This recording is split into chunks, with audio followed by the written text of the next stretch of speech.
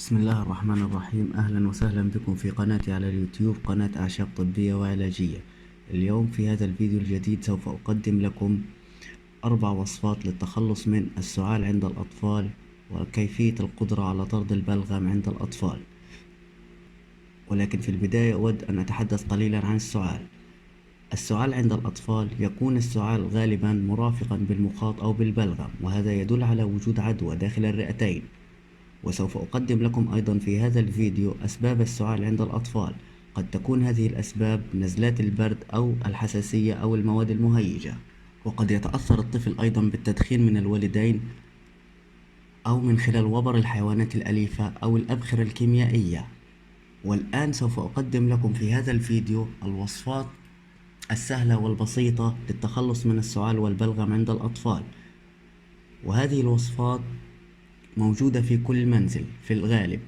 الوصفة الأولى ألا وهي مغلي البطاطا، حيث يتم غسل كمية من البطاطا بشكل جيد، وبعد ذلك يتم تقطيعها بقشرها، أي يتم تقطيع هذه البطاطا بقشرها ويتم غليها بالماء بشكل جيد لمدة ربع ساعة.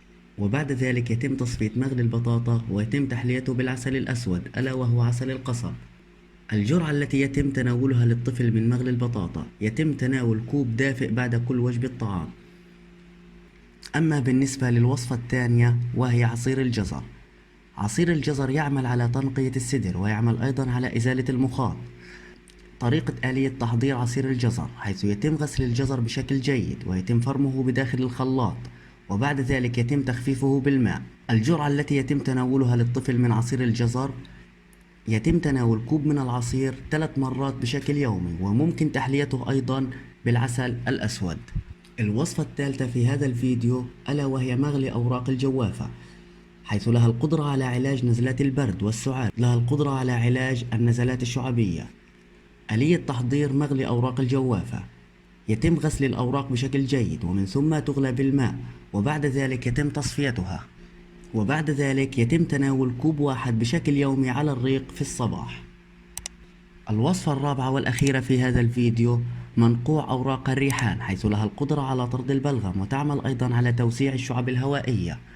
آلية تحضير منقوع أوراق الريحان، حيث يتم نقع الأوراق والأغصان الزهرية المجففة بمعدل 2 ملعقة لكل كوب من الماء، وبعد ذلك يتم ترك المنقوع لمدة كافية، ومن ثم يتم تصفيته ويشرب منه بمقدار 2 ملعقة على فترات طوال اليوم.